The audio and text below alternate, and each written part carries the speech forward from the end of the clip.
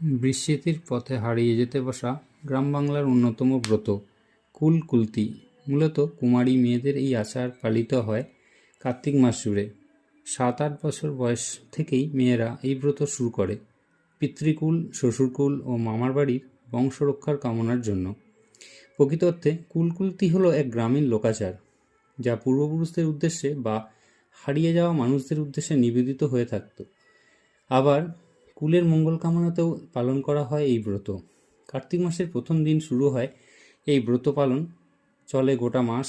বাড়ির উঠোন, মনসা বা তুলসী তলায় ছোট্ট একটি গর্ত করা হয়। সেই গর্তের 3 দিকে কাদামাটি দিয়ে বানানো হয় 3টি বেদি। সেখানে রাখা হয় একটি করে কুলপাতা, তার উপর থাকে মাটির প্রদীপ। সেই 3টি প্রদীপের মাঝে সিঁদুরের টিপ দিয়ে, সলতে ও সর্ষের তেল দিয়ে সেগুলি জ্বালানো হয়। গর্তের মুখে রাখা হয় মাটির পুতুল, সেগুলি